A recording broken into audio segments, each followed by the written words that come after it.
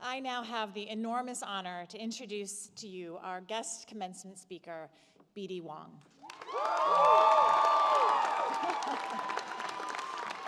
It's okay, there's a long bio, so you've got a minute.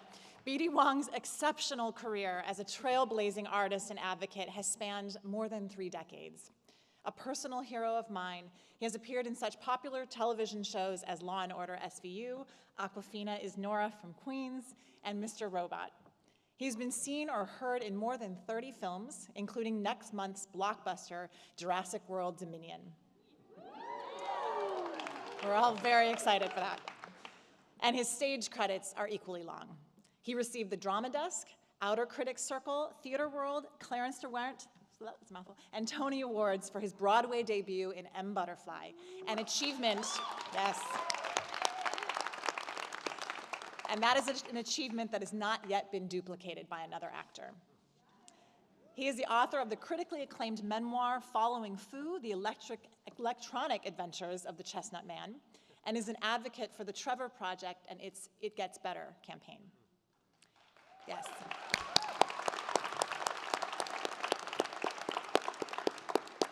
He sits on both the Board of Trustees of Rosie's Theater Kids, which provides free performing arts training to underserved New York public school students, and on the board of the Entertainment Community Fund, formerly the Actors Fund, which is a lifeline for so many in our industry.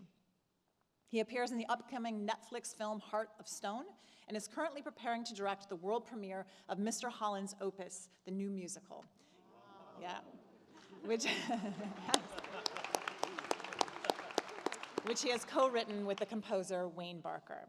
So please join me in giving a very warm SDA welcome to BD Wong.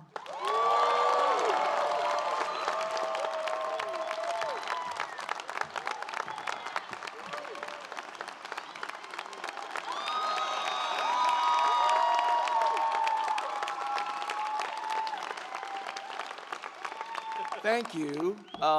You know, just to break the ice and set the tone, it occurred to me this morning, and then actually just sitting here a few minutes ago, that this would have been so much better if I had taken an edible.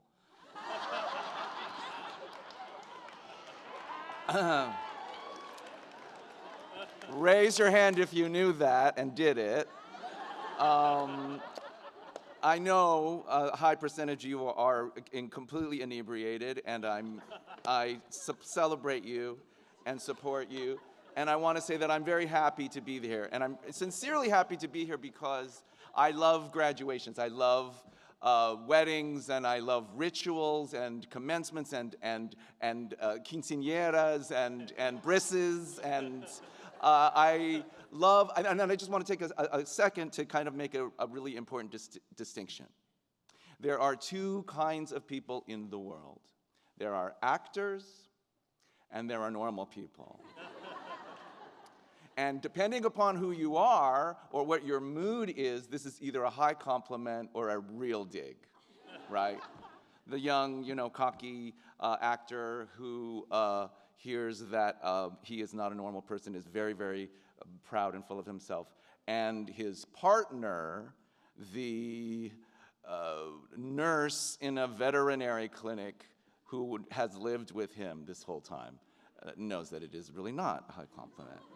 But the reason why I bring up this distinction is because in these contexts of commencements and weddings and moments of great rites of passage, there is, for the normal people, a sense of theatrical drama and emotion and feeling. And we go to these weddings and we go to these events to experience the highs of the human emotional experience, the triumphs, the crossing over from one thing to the next, the growth, the maturity, all of the passing through a door, the chapters closing and chapters opening. And as normal people, these are the people who dress up for Halloween. Normal people really use these moments to affirm their humanity. And actors are doing this all the time. Actors are taking every moment, I don't know why this popped into my head, the man at Starbucks got my name wrong, The drama, the theatricality, the triumphs, the highs and lows, the little things, the big things, they're all swirled into our identity and into our consciousness, and it drives other people around us crazy, but it makes us who we are. We are performers. I know we're not all actors, we're designers and all different kinds of things, but theatrical people, right? We are observers of life, and we observe. And if we are good at what we do, and if we are committed to what we do, we are always looking, and we're always observing, and we're always taking information. And then one quick advice that I would give is don't learn how to act from watching actors. Learn how to act from watching people. And it's really, you can spot it a mile away, somebody who gives a performance that they saw in some other movie. Some moment of theatricality or rage or whatever it is. It's taken more from someone else's performance than from real life. But that is a tangent. I want to talk about observation, and I want to talk a little bit about technique, because we all came here and we learned as best we could under these incredible circumstances, as Nico mentioned, how to act, how to design, how to be a member of this community, how to be an artist, whatever your discipline or disciplines are. And we instilled in ourselves, hopefully, with these fine people responsible for us, a sense of some kind of technique or other, or many techniques. And I always like to remember that there's a kind of a moment where your technique kind of gives away to other things. The technique can't be the only thing that you're relying on, right? You're relying on your own sense of humanity, observation, all of this other stuff. And so just being in the moment sometimes for me is not enough. The thing that's really important, this is a thing that's a kind of a private thing that we all have as actors, which is you're in a moment and you're really feeling it, and you're thinking to yourself, okay, I'm really feeling it, I'm really feeling it, I'm really in the moment. And then you think to yourself, but if I just wait a little longer for this next line, it will be more effective.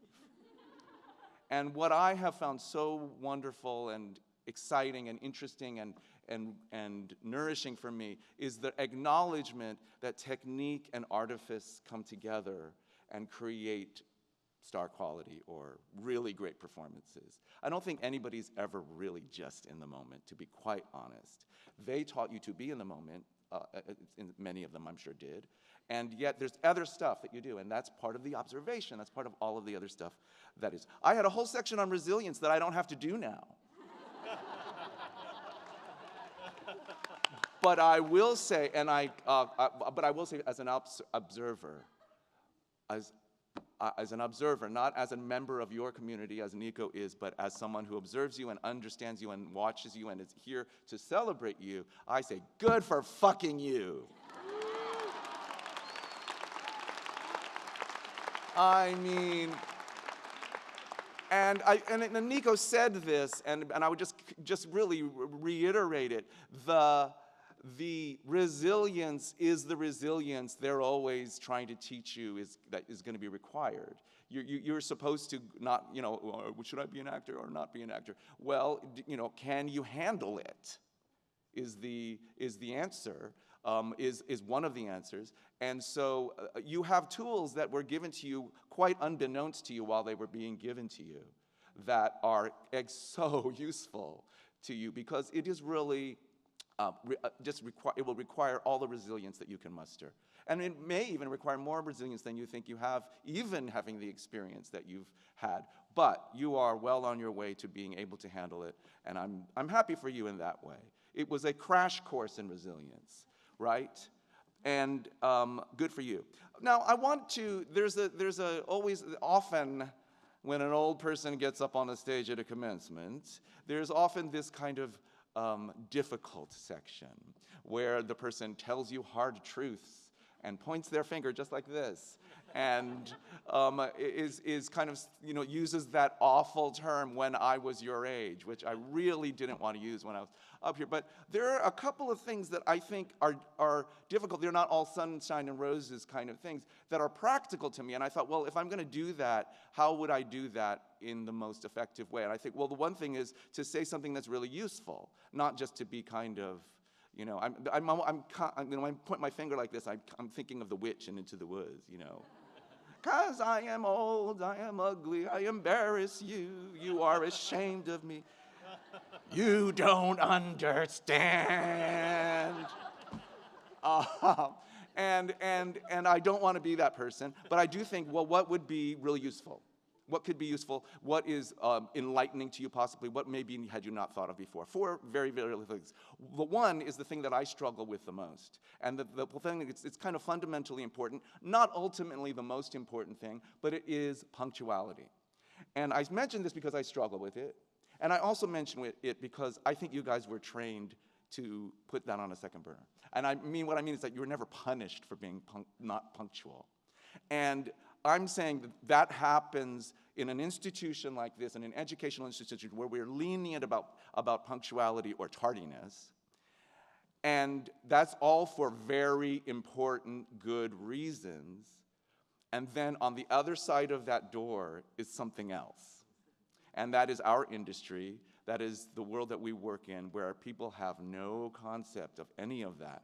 And so if you got somehow trained to be relaxed about that issue, please don't do that. And I want to say this because it was a revelation for me when I was in my first Broadway show. I had a very mean director, and but one thing that he said that was very valuable to me right before the opening, when it was clear to me that after the opening he would go back to London and I would never see him again. In fact, he actually passed away, so I never really did see him again. But one of his parting words to me, and he was giving me the same advice that I'm giving you, but he did not say, don't ever be late. What he said was, don't ever make them wait.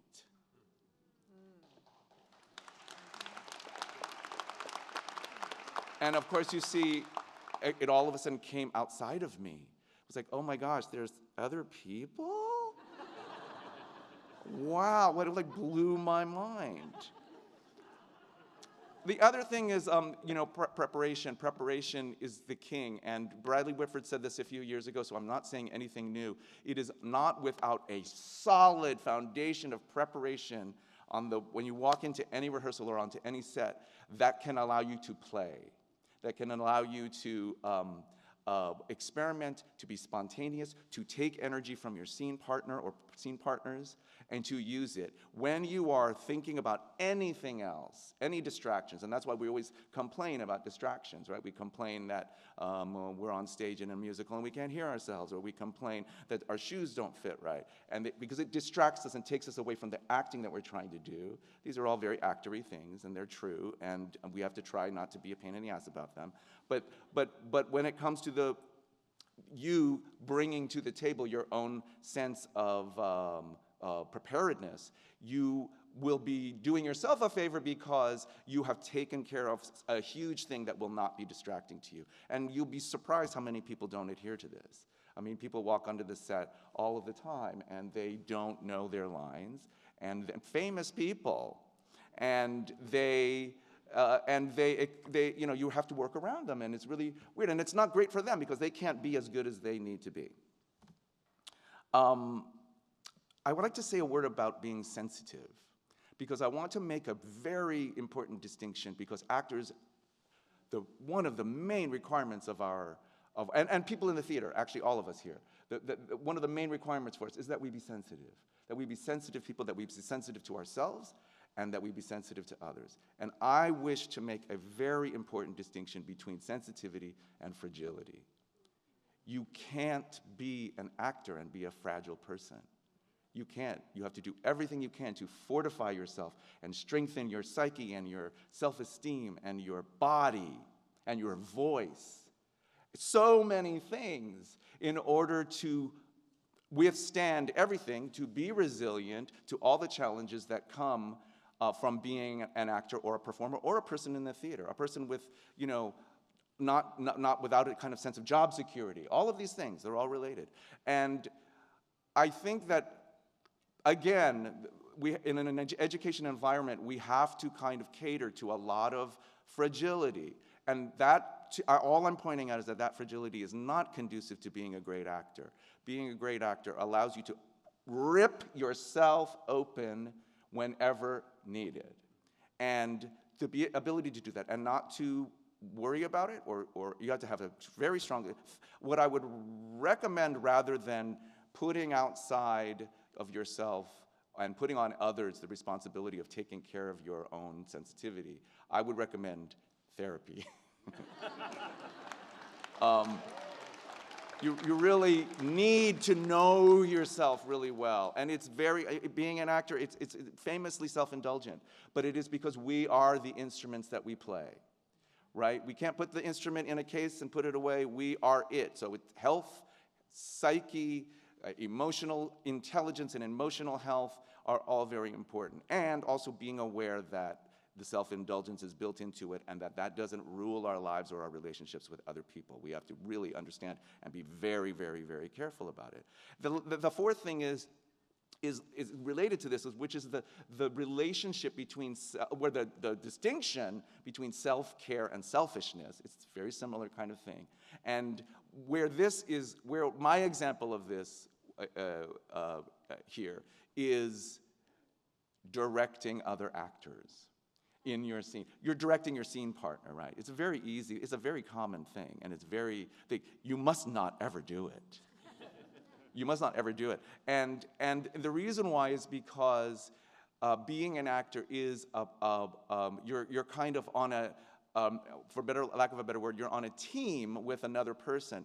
And the trust that you have with that other person includes trusting them so that they trust you and allowing a proper process to take care of them, and your responsibility is not their performance. Because you will always think to yourself, oh my gosh, if he would just do this, I could do this. And you want so badly to say, even to the director, could he do this? And you really can't do that.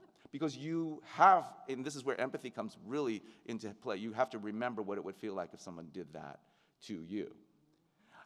My best example of this is, again, from my Broadway debut. I was very lucky to have a leading man who was well-seasoned and very, very sensitive. And he was thrown into this production with this green, young actor who had very little experience, and he had to negotiate his way around this very thing that I'm talking about.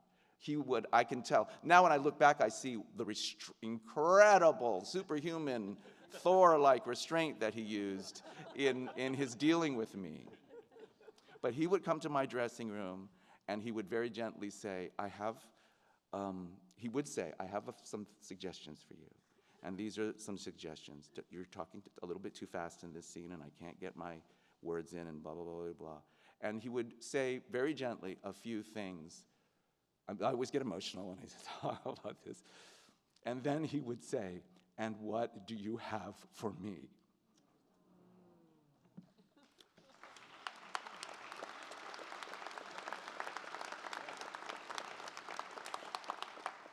That's, for us, we're very vulnerable people, right? We're vulnerable. We have to be vulnerable in order to be actors. I said this before.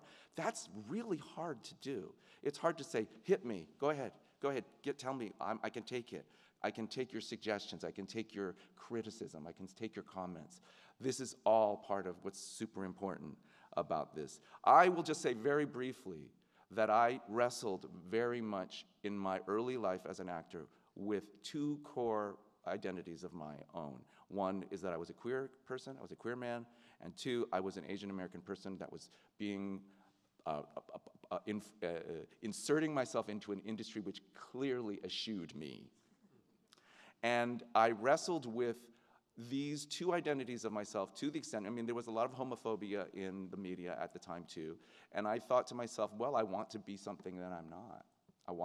If you could give me a few $100,000 and the promise that it could be true, I would have gotten an operation to turn me into Matthew Broderick.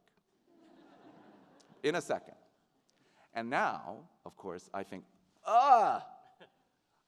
these are the two identifying, gorgeous, wonderful, vibrant, personal, beautiful things about me.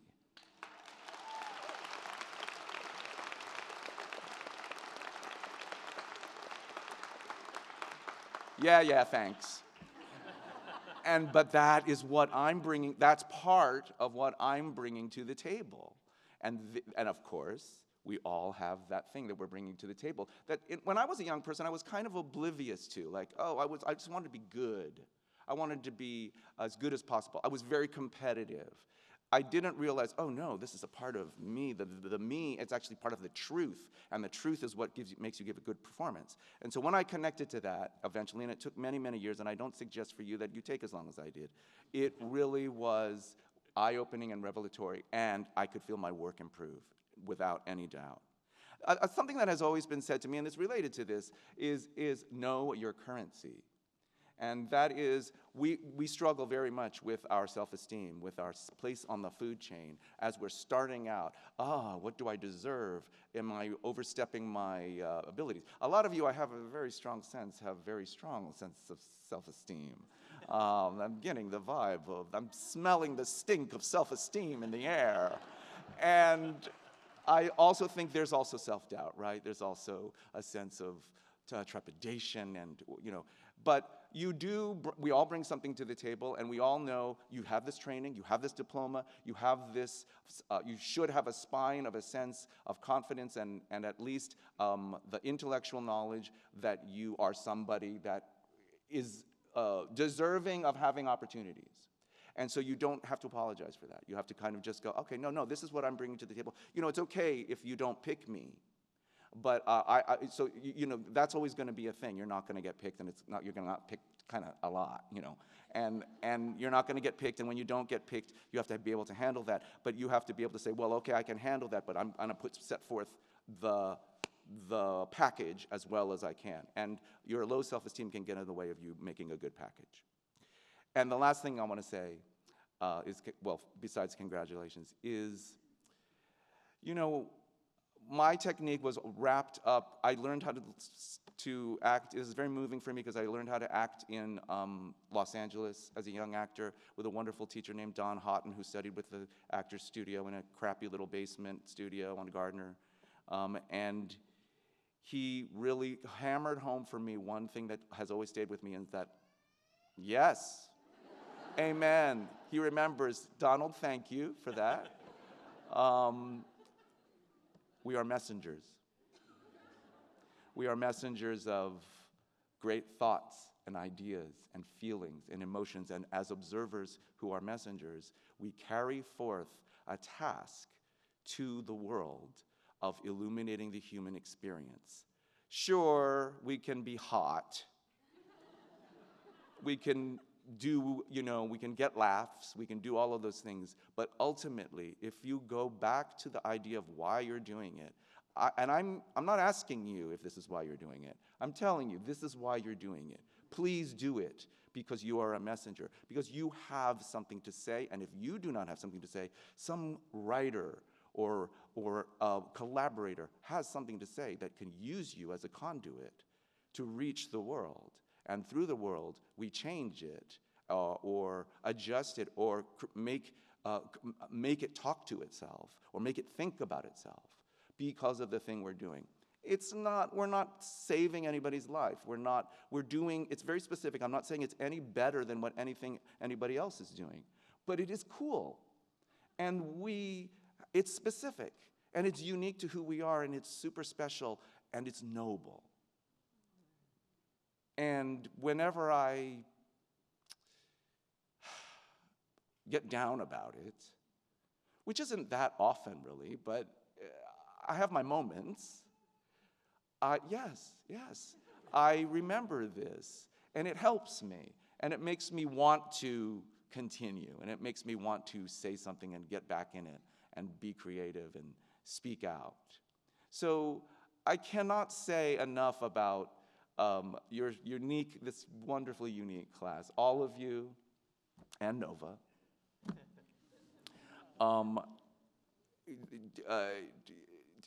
About how, it's been said that you're very special, and you really are, and I don't like telling kids they're special. But in this case, I think you really do earn and own this unique place in our world's history as this class of people who had this experience. And if you can't take that and turn it into something beautiful for other people to observe and appreciate, then please leave. Thank you so much, and congratulations. I love you guys.